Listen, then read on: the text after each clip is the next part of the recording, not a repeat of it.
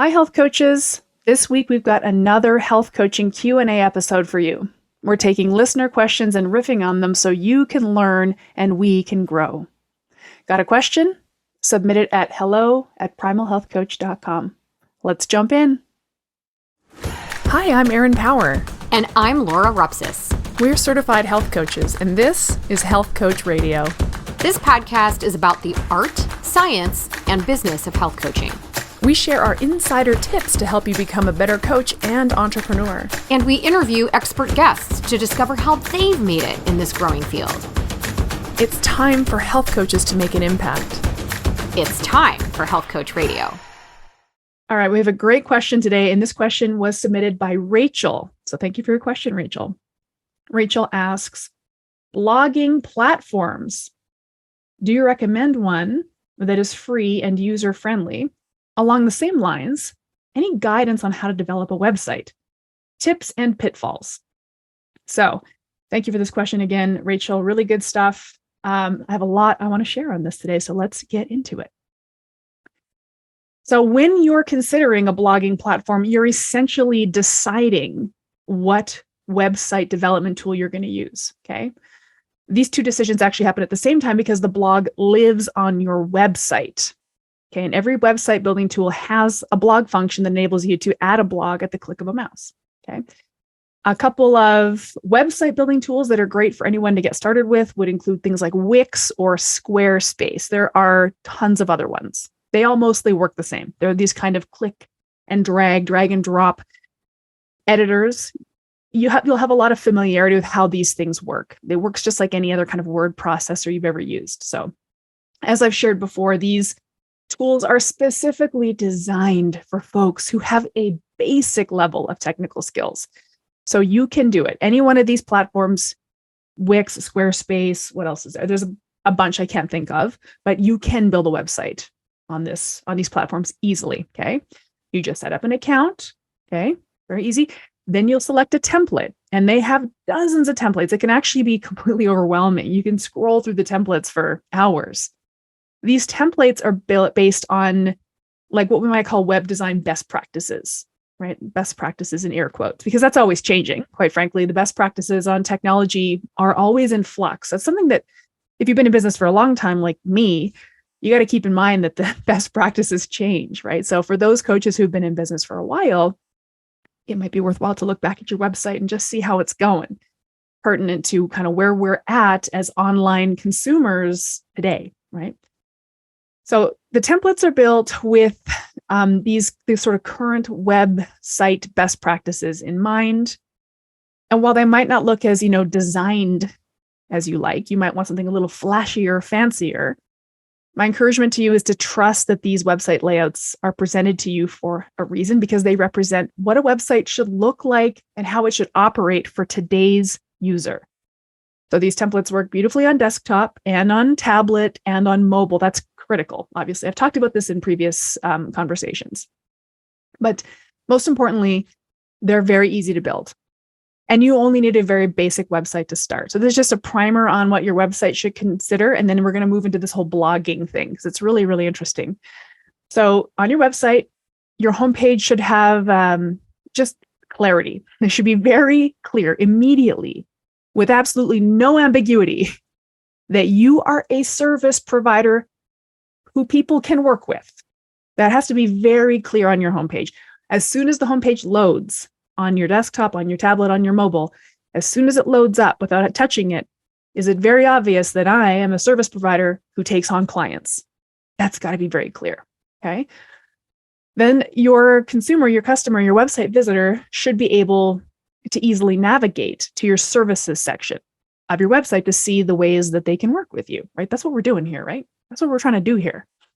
That's what we're trying to do here. Get customers into our world, right?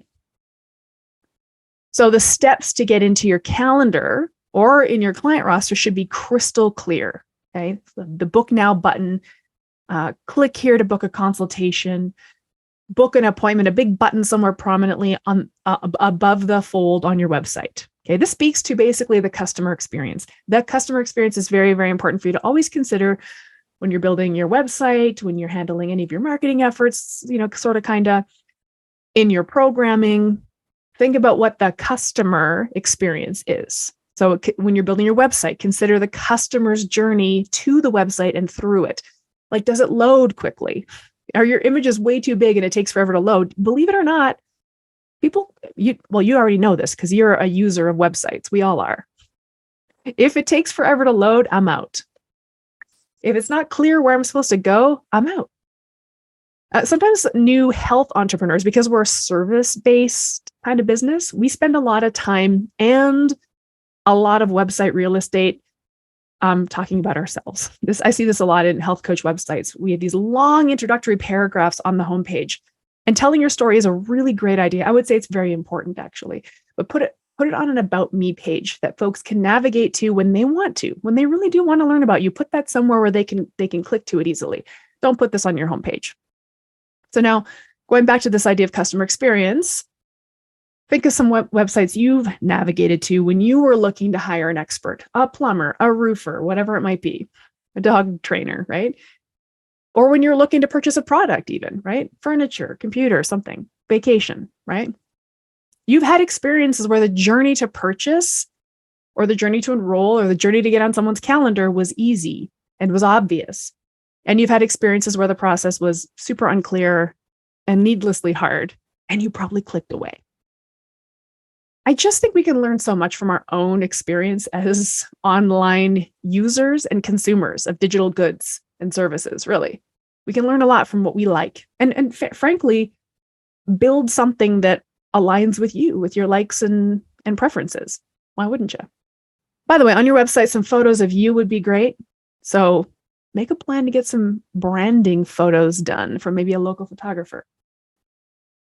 Okay, so more advanced business owners, people who have been in their health coaching business for a while, may begin to build out more robust websites. Okay, I only want to mention this because we have a wide audience here. We've got the new to business health coach. We've got the been in business for a while health coach. We've got the health coach who's like ready to level up.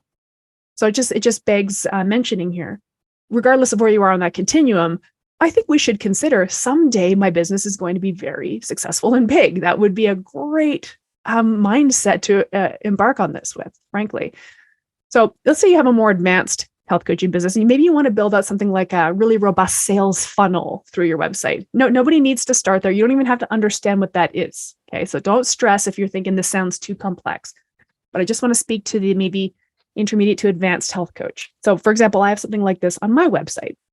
And this is a relatively new addition. After more than 10 years, I've just gotten to this level, right? So folks who visit my website are invited to register to watch a recorded webinar, which explains how my approach works. So my area of expertise as a health coach, how I work with people, very, very granular, specific way. And this webinar explains that and really is designed to get them excited to work with me. It's a marketing tool. Watch my masterclass. Register here to watch my masterclass. It's a 30-minute long webinar that people have to sit through. And if they don't want to sit through it, well, good. They self-select out. I'm going to talk about this kind of thing maybe in a future episode. But when they register to watch the webinar, they're added to an email subscription. So this is the funnel, right? This is the idea of the funnel. They come to the website, they watch the webinar, they get into my email list, they enter a nurture sequence. I start communicating with them. This whole email nurture sequence is designed to get them to book a call on my calendar. Boom, bottom of the funnel, right? That's pretty next level though. So for a coach starting out, like Rachel, our question asker, there's no need to consider this type of option. I just did need to mention it. And I think why it's worth mentioning is because when you do end up growing to this level, and once again, I just want to put this out there, that you will grow as long as you don't quit. When you grow to this level, you might need to consider a website redesign someday. That's almost guaranteed. And by the way, that's where I'm at right now. After 10 years, my business has outgrown my website, and my website was built 10 years ago when website best practices were different. And I built it, by the way. I have a little bit of a tech background, a little bit of a marketing background, but again, that was 10 years ago. It was a completely different digital environment then. So I'm due for a website redesign.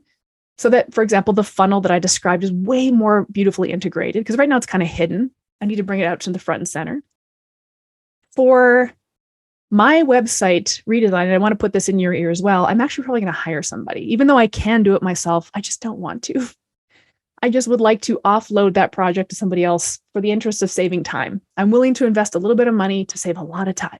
So the person I'm considering hiring, will build my website in Squarespace or Wix. They're going to use one of these simple web building tools because then I will have full editing control. And I just want to put this out there. If by some chance you decide to hire somebody to help you with your website, you definitely want to make sure you have 100% editing control, full edit control of your website.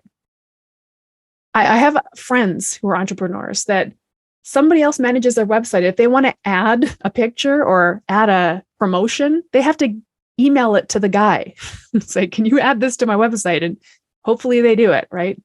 No, I want to do that. I want to put my next round of my program, the dates up there. I want to be able to change my own images if I want to. You want to do that. Okay. So find somebody who will help you build this. I'm not going to offer any resources here. I just stumbled across somebody who I think is going to be a great fit. And by the way, the quote I received from this person was about $2,000, all in to build it for me. I think that's a great value. Personally, $2,000 to get it done. Thank you. Sold. Okay. I mentioned this to let you know. I mentioned all of this to let you know that the website that you start with will probably need to be changed in favor of something more robust later. Okay. But we're just starting. Okay. Now, knowing this, you might say, well, I'm going to get ahead of that.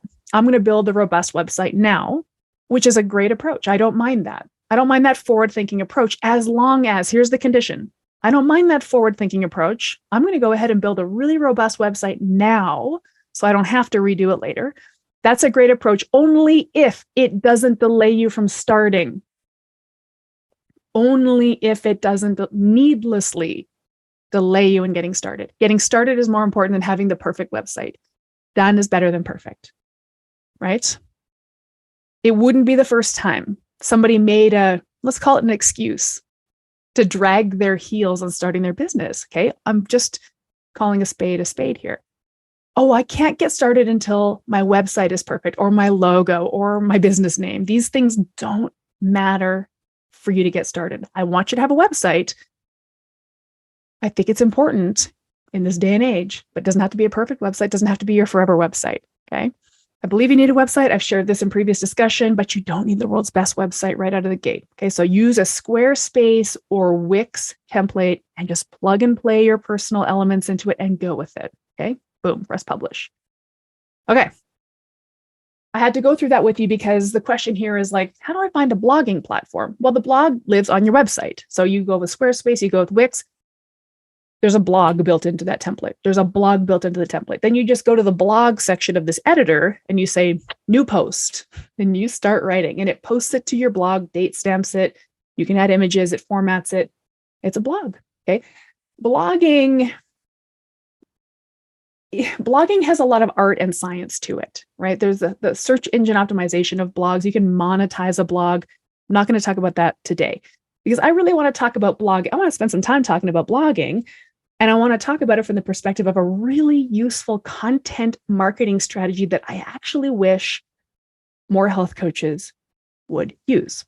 Okay, so we're not going to go to this sort of next level how to blog. I'm hoping to get a guest onto Health Coach Radio who can help us understand, blog search engine optimization. That's not my area of expertise, but I'm going to try to find somebody who is an expert in that. So here we are. So you've got your website. And there's a blog inherently built into that template. So now it's time to start blogging. So let's spend the next part of this conversation acknowledging blogging as a business development tool that more coaches should consider leaning into. So purely anecdotally, purely observationally, it does seem that we collectively may be returning to the blog or to blog-like content. So if you're kind of old, like I am, you've been around on the internet since the 90s, we really came from blogging origin. Blogs were it until we got into short the short form content modalities. We got the Instagram, the Twitter, the TikTok, right? It does seem as though, at least in some demographics, short form content tools seem to be losing a bit of favor. And long form content, which includes blogging, email newsletters, long form video, and podcasts. This is where a lot of health and wellness content creators are turning. Okay, so now if you're really avidly into Instagram or TikTok and it's working for you, I love it. I'm not saying that we abandon it, but let's talk about this long form thing today. I think it's interesting because they put a little finer point on it. The short form distraction type of content does attract a certain kind of person, while a more thoughtful and time consuming long form content maybe attracts another kind of person. And personally, I want to work with the people who are patient and thoughtful and interested in learning and growing deeply, right? So earlier I evoked this webinar that I have on my website. You got to watch that 30-minute webinar before you can even click the button to work with me. If you're too impatient for that, thank goodness. I don't want impatient people in my client roster. Think about it, right? These are content marketing strategies. And you kind of think like, what kinds of people do I want to work with? So the quick and flashy content on a TikTok or an Instagram does seem in some ways to encourage these almost shallow shards of consideration and discussion. They're useful for getting attention, but maybe not always the kind of attention you want, maybe not always from the kind of people that you want in your roster. Just think about it, okay? I personally intend to make the shift to longer form content this year myself, away from the fractured shards of content that I can just sort of throw out like birdseed in social feeds like Instagram. Because I've noticed that when you throw a little birdseed out there, it will be consumed by the people who follow you and understand your point of view, which is great. Like if my audience captures that little nugget of content, wonderful. But algorithmically, it can also be quickly consumed by people who know nothing about you. And this feels more problematic because there's not enough skin in the game for that stranger to click through and understand the context or nuance of your full body of work that you've worked your butt off. Like you've worked your tail off trying to curate this point of view. If somebody can just land on a random TikTok or a random Instagram post and say, I've decided this is what you're all about. But these people were just algorithmically dropped in. They parachuted in and they don't really have any interest in working with you. But they can really drain a lot of your mental energy, actually. They can take a lot of your mind share, people kind of dropping in and commenting. Oh, the commenters, right? I'm sure most of us are resilient enough to be able to handle a few trolls. And this isn't about being too thin-skinned for Instagram, but it's about how you really want to spend your resources as you develop your identity. There's a massive amount of mental energy required to start something brand new. So like kudos to anybody starting or who's gotten started. There's a lot to ask of your mental energy, your spiritual energy. The last thing you need is kind of mentally and spiritually draining interactions. I recently shared my experience with a viral Instagram post. And it garnered a lot of attention from people who don't know me and who don't want to know me.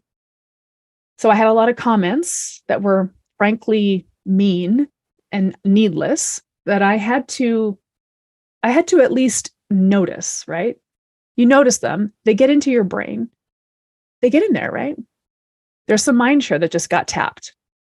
I gained a lot of followers. My calendar blew up with bookings. So we're thinking, oh, this really worked out. None of these new leads ended up being a client because they weren't quality leads because they don't know enough about my point of view. So I'm not making the case against short form content, but this was the nudge I needed to move to longer form content in 2024. Because there just seems to be a greater ROI on me putting meaningful content, meaningful thought into a subject, like one would for a blog post or maybe a YouTube video. And because of their length, again, the people who want to consume it will thoughtfully consume it. And the people who aren't interested in understanding your point of view will click away. So I think long form content helps ideal audience to self-select in and non-ideal audiences self-select out. I don't know if I'm just making this up, but it feels less of like a random scroll And in the short form social feeds, we're scrolling, we're seeing a thing that we don't like, we're commenting angrily. I don't personally do that, but apparently people do. But it feels like for longer form content, you have to invest a little bit of time to either watch, listen, or read before you could decide you were annoyed by the content. So I do think it self-selects the non-ideal audiences out, which is great. So if you'll permit me, I would like to paint a picture of how long form content might be a more enjoyable content marketing strategy for you and for me and for all of us. So again, if you're brand new, just coming into this business, I think you could start with long form content. A lot of people really are worried, like, I don't have a following on any social platform. What should I do? Great, don't worry about it. Let's go for long form content. Just grease the groove of writing, of creating, of kind of curating your point of view. And do that without an audience. It's actually much easier, right? So maybe you're brand new, maybe you're in an intermediate stage or an advanced stage where you're just actually, quite frankly, tired of the grind of this short form content narrative. Hey, it's Erin, co-host of Health Coach Radio. I've trained men and women of all different body types and skill levels, and take it from me, women are made for strength. They may just have a different way of getting there than men do. With the Primal Health Coach Institute's Strength Training for Women Specialist certification, you'll be able to address the needs, challenges, questions, and goals most relevant to women. You'll learn how to design a training program, and then you'll develop one. You'll also learn how to co-create individual eating strategies for clients and how to navigate potentially sensitive topics like menopause, reproductive cycles, hormone-related dysfunction, and diet culture. If you want to empower women to become fitter and stronger, then visit primalhealthcoach.com and learn more about our specialization in strength training for women. So in conjuring this imagination experiment, I'm imagining I want to walk you through what a week, let's call it a week of content creation could look like if we focus on long form content. And I'm pulling from conversations we've had with some health pros who've had remarkable long-term success using this kind of content. So number one would be Jordan Syatt. We interviewed him for the podcast in an episode that went live on October 5th, 2022. And he encouraged us to double down on long-form content. He put no parentheses around that. He insisted it was the way that most coaches should be focusing. And I'm starting to agree with him on that. Recently, we interviewed Michael Coomer. He was on the podcast November 14th, 2023, and he earns much of his health coaching revenue from his blog, which is monetized. And not only monetize the blog through affiliate links in the blog posts. And then I also think about some people that I've been following for a long time. Like here's a blast from the past. Julie Bauer of PaleoMG. Like an old school paleo blogger. I don't even think she considers herself paleo anymore. Probably on some level, she's a little bummed that she's anchored herself to that moniker, but that's her brand, right? But she's created a massive, honestly, health and wellness empire from her blog, and she still blogs to this day. So in considering how these folks have made a comfortable living from long-form content, I've daydreamed about a long-form content strategy that feels sustainable, it feels meaningful, it feels impactful, and it feels enjoyable. So step one of this imagination experiment is write. It starts with writing an article, aka a blog post, about one granular topic on your mind. I recommend keeping a note in your phone's notes app, if of all possible headlines. So I think I have one on my phone here. I'm going to try to pull it up here. I have a note called headlines, and it's quite a long note. It scrolls for a while. There's hundreds and hundreds of ideas on here. And these are one-liners that are, in a manner of speaking, headlines for blog posts I could write. A blog post on quality protein, ? Does the quality matter that much? The lesser of two evils. Don't let perfection be the enemy of the good. Camping food. How to eat when you're camping. This is one that I pulled off of a medication commercial. If symptoms persist, discontinue use immediately. That was a warning on a medication commercial that I heard. And I thought, well, that's actually really good advice for life. I should write an article about that.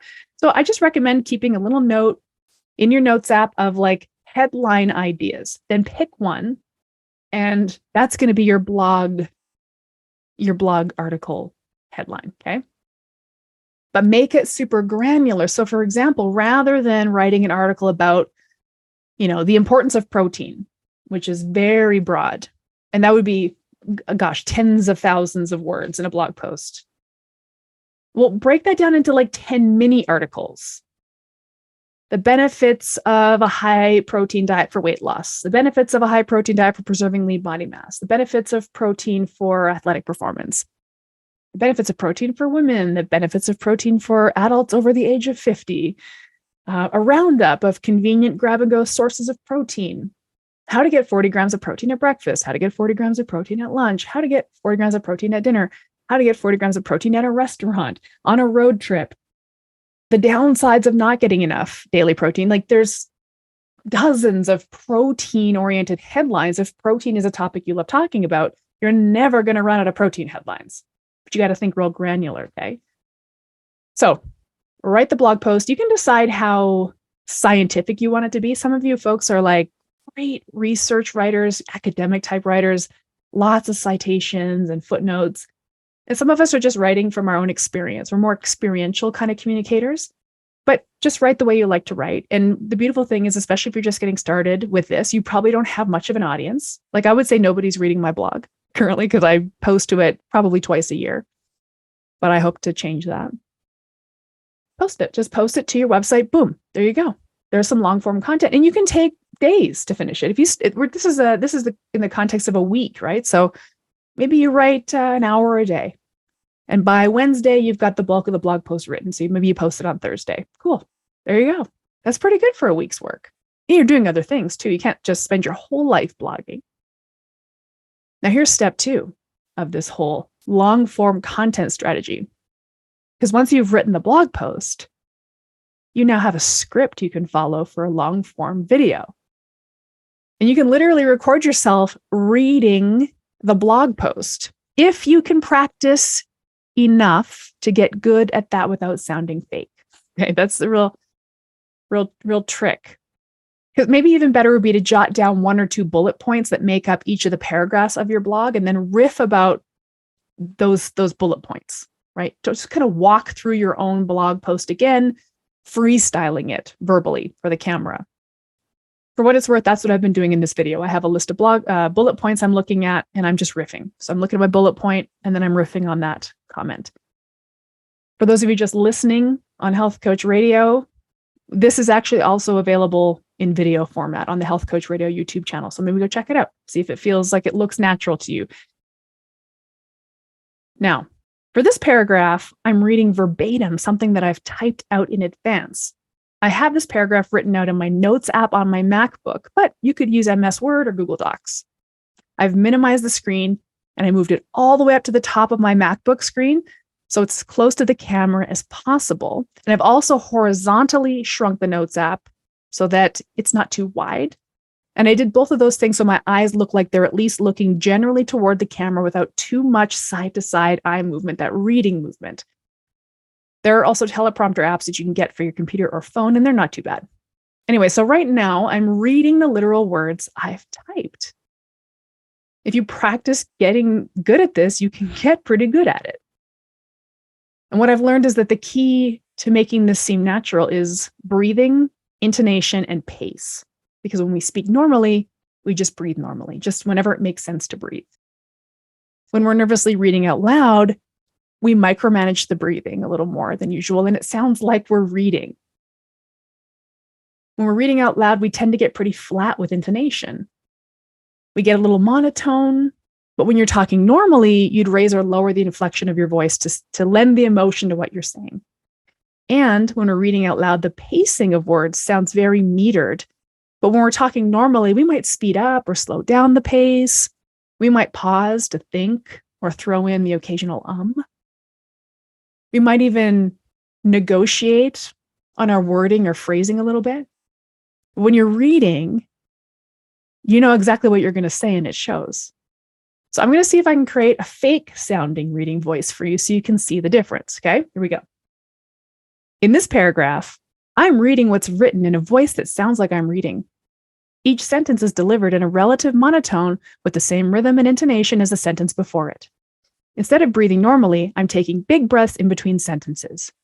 The pacing of each sentence is very consistent, and there is no pausing to collect my thoughts because my thoughts were already collected when I wrote this paragraph. In conclusion, this sounds like a person reading a blog post.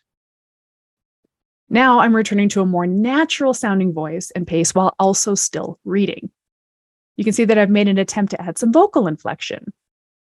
I'm putting pauses in between words and phrases to evoke the sound and feeling of simply talking. And I'm just breathing normally, not really worried about breaking up a perfect sentence. And what you can't see is that I'm also adding additional colorful words and phrases to the written paragraph, which actually just helps me to feel more natural. Like right now, I'm just completely riffing off the cuff, and it feels great. I'm adding a little bit of color to what I was sharing before. It has a natural cadence to it that sounds like conversation. Anyway, how meta was that? A demonstration of how to sound natural in a recording while recording myself. So now you have a long form video based off of the blog post that you took the time to write. Boom. 2 long form pieces of content, 2 different kinds. You can post this long form video to YouTube. You can start a YouTube channel. Okay. Maybe you edit it a little bit in iMovie or similar. I don't know what the PC version of iMovie is. I really do only speak Apple. But these programs are pretty easy to figure out. Again, all these tools are made for mild to moderately tech-savvy people, okay? You could decide to add a title card to the video with your logo on it, right? This is really easy to design in a tool like Canva, which is a tool I strongly encourage you to get familiar with. So when you open Canva, you can literally search YouTube video intro, and it will serve up hundreds of templates that you can modify and add to the beginning of your video. You don't have to do any of this though, okay? Your YouTube videos do not need to be overly produced, but I would encourage you to get a good microphone and a good light, okay? I've got a big ring light in front of me. I got these both off Amazon. Okay, if you don't like Amazon, I don't know, Best Buy?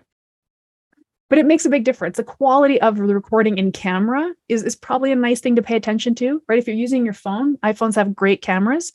You can buy a little lapel mic, a lav mic it's called. Again, very inexpensive gadget to get, just really improves the sound quality. Okay, so once you have a video recorded and edited, what else do you have? What else do you automatically have when you have a recorded and edited video? You have an audio file. You can export your video to audio only, and voila, kick off your very own podcast.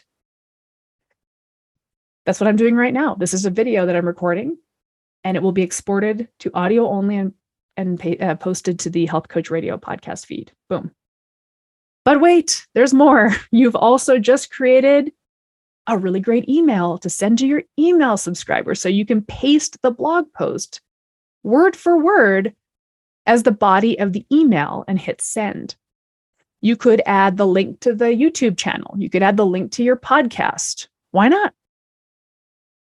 By the way, we're not worrying about the fact that you have no blog readers, you have no YouTube viewers, you have no podcast listeners, you have only a few email subscribers. It doesn't matter. Doesn't matter. Don't care about that. Do it anyway. Start creating a body of work. Create the content for the purpose of creating content, for greasing that groove.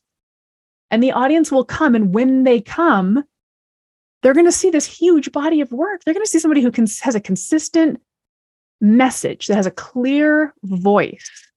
They'll be able to devour your content. I hear that from people all the time. I just found you. I binged your content. Now I want to book a call with you. Boom. Isn't that neat? Somebody binging your content, but you got to have bingeable content. You got to start creating. You can create this full library of long form content in 3 media formats, right? Written, blog and email, video, and podcast audio. from just one headline, one of your headlines inside your notes app. And that was it. That was 1 week of work. You just created a massive library of 4 different types of content from one idea. That's great. Imagine doing that at a rate of 1 article per week. Like, to me, that sounds like a much more pleasant pace to accrue 3 or 4 long form pieces of content than the fractured, sort of scattered posting of short form content on Instagram. But speaking of that, just to close the loop, once you have long form content published, you also have short form content. You can break the long form video up into shorter videos. Again, you can do that in iMovie or any number of tools that are available to download on your phone. You can post it as a reel in Instagram or Facebook. You can post it as a TikTok. You can drive people back to your YouTube channel from these short clips, with the link in your bio. Maybe you post a little short 90-second clip from your YouTube video in an Instagram reel, and the caption says, "Follow the YouTube link in my bio to watch the whole video." Boom. You've got a YouTube subscriber. Somebody's going to go back and watch the whole thing. You can break the long form written content into short tweets. Yeah, you can do that. If you're writing a blog post and it's, let's call it 2,000 words, grab those little 280 character little snippets, post them to Twitter. Then you screenshot. This is where we get very meta. You write your blog post. You post your blog post as tweets. You screen grab your tweets and post those back to Instagram as quote cards, little quote cards. Here's something I tweeted, posted as an Instagram post. Instagram, Facebook, LinkedIn, which of these photo sharing apps you're in. Boom, your tweet becomes a photo. And the tweet came from your blog that you wrote. Oh, you know what else? You could ask ChatGPT to summarize your entire blog post into 10 tweets. ChatGPT would do that in 5 seconds. Boom. Those 10 tweets can be 10 individual Instagram post captions, right? You can just wring this blog post dry, right? It's infinite, right? The repurposing never stops. From one blog article, you can have 2 weeks of social media and email content. It has a huge ROI. So I just think it's a really neat content strategy. And I just feel like health consumers are ripe for it now.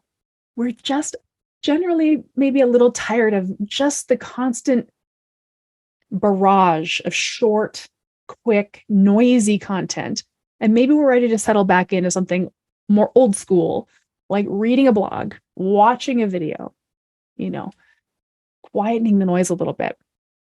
So if it feels like something that you are called to as a health coach, then go for it.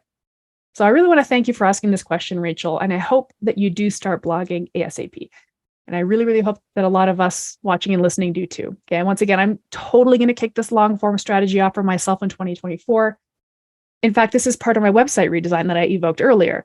I want my website to have links out to YouTube, the YouTube channel, links out to this podcast that I'm eventually going to grow, links out to Instagram for that matter. So people can just, when they find my website, they can kind of click out and see my body of work, right? Get a sense of who I am to see if they like me. This takes the whole know, like, and trust thing to another level. It gives people this bingeable content. And by the way, it also, one of the reasons I'm most excited about it is because it feels like a more nervous system regulating approach to posting. Like, it just feels calmer. I say this as kind of an avid Instagrammer. It's like, oh, shoot, I haven't posted in the feed in 5 days. Here's something. It's just a little fraught, right? But being more intentional about sitting down and writing, that just feels nice, So let's all consider that, okay? Consider that you don't have to be on these sort of explosive, fractured social feeds. You don't have to touch it with a 10-foot pole, or you can get in there and repurpose your long form content to the moon. All right? Okay. Well, I want to offer a little teaser for my next Q&A because I actually got quite a few cool questions, and I can only cover one at a time. So I had this great question that came in from Tamara, who asked, with the downturn in the economy and the medical assisted weight loss drugs, have you noticed a decrease in the number of people who are reaching out and signing up for health coaching services? So I have a lot of feelings about this. I have a lot of feelings, and I'm sure you do too. This new class of weight loss drugs. What does it mean for the health coach who's in the weight loss space? I want to do a little bit of research on this before I weigh in on my thoughts. And by research, I don't mean research on the drugs. I want to do some unofficial research on what health consumers think of it. So I'm going to maybe poll my audience and get some information from them, just anecdote, to see what people are saying, right? It's just a little too easy for me, the health professional, to say what I think. And by the way, whenever I post about these weight loss drugs to my Instagram feed, I get a lot of health professionals who comment saying things like, people just want a quick fix. People just want the easy way out. People are lazy. I don't personally agree with that. And I don't like hearing that from my peers. I want to understand what the health consumer is feeling. So I'm going to go ask them. But I do have some pretty cool examples to share from 2023 where I had at least 6 clients in my roster who were on these medications, and even more clients who were debating on whether or not to try them. And quite a few of those people were trying to decide between using the medications or working with me. They were very honest. Like, I want to figure out how to work with you and compare if that feels like a better deal for me than going on these drugs. And I've been really open to having these conversations with people. So I think it'll be a very cool conversation to have with you. And I really hope to keep it as sensible and unbiased as possible. So please tune in for that coming up shortly. And if you have a question that you'd like addressed on one of these Q&A episodes, make sure to send it in. Okay? If you're a student or graduate of Primal Health Coach Institute, you know what to do. Submit your question in the Q&A form anytime. If you're a Health Coach Radio listener, send your questions to me at hello@primalhealthcoach.com. Thank you, folks, and we'll see you next time. This podcast was brought to you by Primal Health Coach Institute. To learn more about how to become a successful health coach, get in touch with us by visiting primalhealthcoach.com/call. Or if you're already a successful health coach, practitioner, influencer, or thought leader with a thriving business and an interesting story, we'd love to hear from you. Connect with us at hello@primalhealthcoach.com and let us know why we need to interview you for Health Coach Radio. Thanks for listening.